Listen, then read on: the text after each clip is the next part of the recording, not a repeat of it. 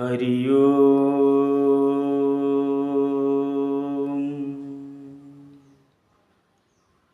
നമഃ ശിവായ.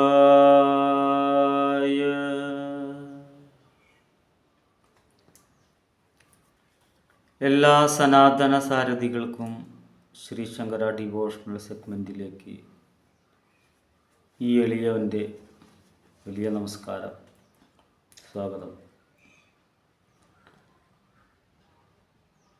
ഇന്ന് ഞാൻ നിങ്ങളുമായി സംവാദം ചെയ്യാൻ ആഗ്രഹിക്കുന്ന വിഷയം രുദ്രാക്ഷ മഹാത്മ്യം. ഒന്ന് രണ്ട് വ്യക്തികൾ അവരുടെ നക്ഷത്രങ്ങൾ പറഞ്ഞു തന്നിട്ട് ആ നക്ഷത്രത്തിൽപ്പെട്ട രുദ്രാക്ഷം ഏതാണ് സ്വാമി ധരിക്കേണ്ടത് എന്നുകൂടി ചോദിക്കുകയുണ്ടായി. ഞാൻ മാന്യപ്രേക്ഷകരോടായി പറയുന്നു, ഒന്നോ രണ്ടോ രുദ്രാക്ഷ മഹാത്മ്യം ഇട്ടതിന് ശേഷം ഒന്ന് രണ്ട് മറ്റ് വിഷയങ്ങൾ ഇട്ടതിന് ശേഷമായിരിക്കും അടുത്ത നക്ഷത്രങ്ങളുടെ രുദ്രാക്ഷങ്ങൾ പറയുക. അപ്പം അതുവരെ എല്ലാവരും വെയിറ്റ് ചെയ്യുക. കാരണം അടുപ്പിച്ചടുപ്പിച്ച് രുദ്രാക്ഷ മഹാത്മ്യം ഇടുമ്പോഴും മറ്റുള്ള പ്രേക്ഷകർക്കും അതൊരു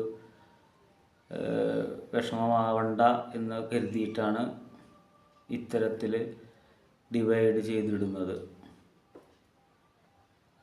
ഇന്ന് ഞാൻ സംവാദം ചെയ്യുന്ന രുദ്രാക്ഷ മഹാത്മ്യം രോഹിണി, അത്തം, തിരുവോണം എന്നീ 3 നക്ഷത്രക്കാർ ഏത് രുദ്രാക്ഷമാണ് ധരിക്കേണ്ടത് എന്നതിനെ പ്രതിപാദിച്ചാണ്. ഭഗവാൻ നമ്മൾക്ക് നമ്മുടെ മാതാപിതാക്കൾ ഓരോ പേരുകൾ നൽകി,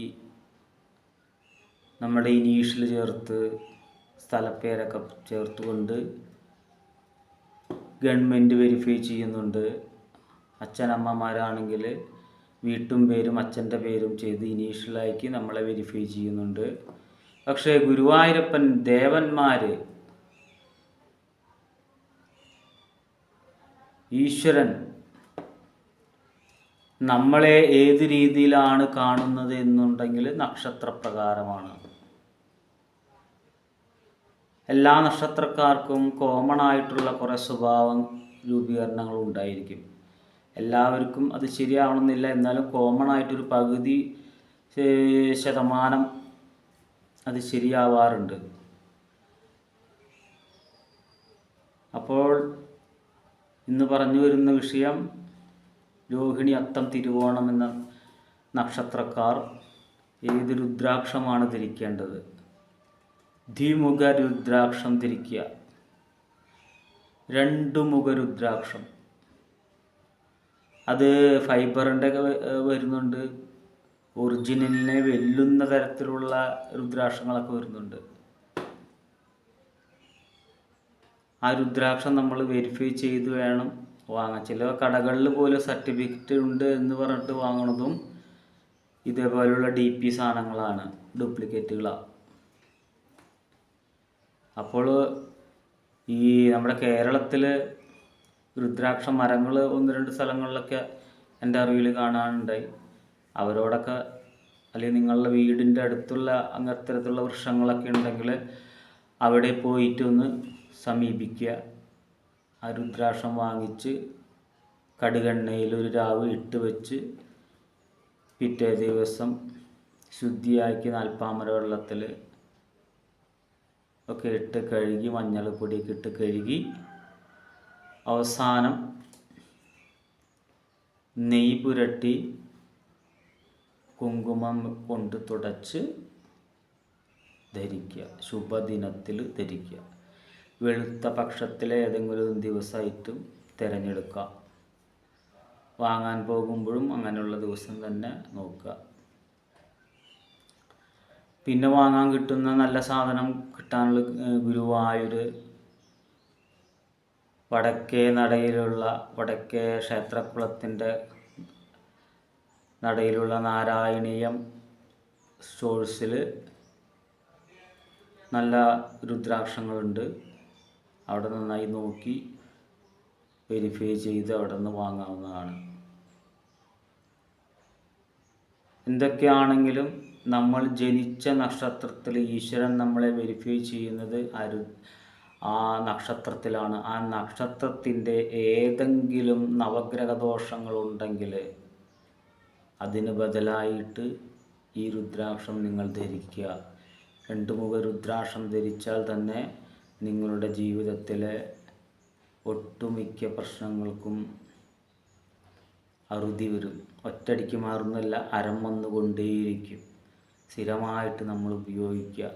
എല്ലാ മാസത്തിലും ഒരു ദിവസം ഊരി എള്ളെണ്ണയിലോ കടുകെണ്ണയിലോ മറ്റുള്ള, വിശേഷം കടുകെണ്ണയാണ്, എണ്ണയിലിട്ട് വയ്ക്കുക. അത് കിട്ടിയില്ലെങ്കിൽ എള്ളെണ്ണ അങ്ങനെയുള്ള ഏതെങ്കിലും എണ്ണയിലിട്ട് വയ്ക്കണം.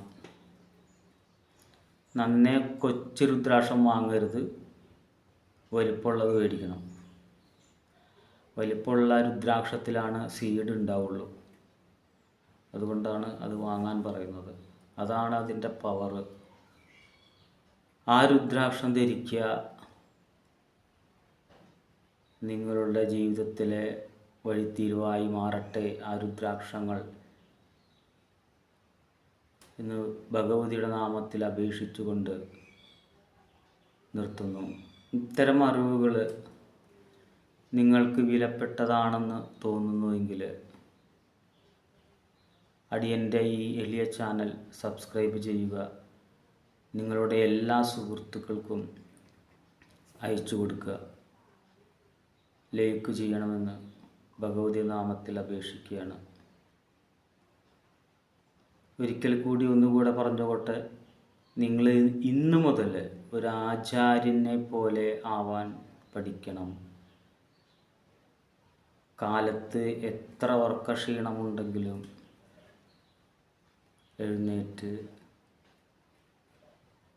ഒരു 5 മണിക്കെങ്കിലും അല്ലെങ്കിൽ 5:30-ക്കെങ്കിലും എഴുന്നേറ്റ്, വേണ്ട 6 മണിക്കെങ്കിലും എഴുന്നേറ്റ് നിങ്ങൾ ഒരു സിസ്റ്റമാറ്റിക് ഉണ്ടാക്കണം.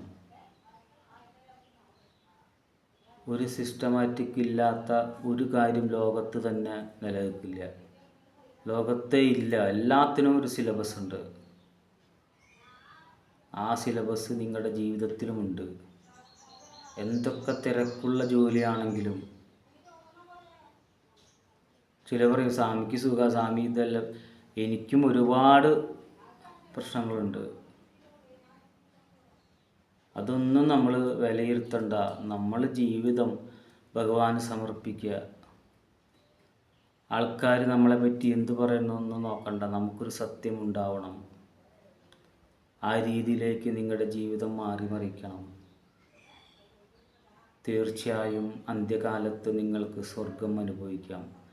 സ്വർഗം എന്ന് പറയുന്നത് ആകാശത്ത് ഒരു ലോകം ഒന്നും തന്നെയില്ല. പഞ്ചഭൂത നിർമ്മിതമായിട്ടുള്ള ഈ ഭാരതമാണ്, ഈ ഭൂമിയാണ് സ്വർഗം.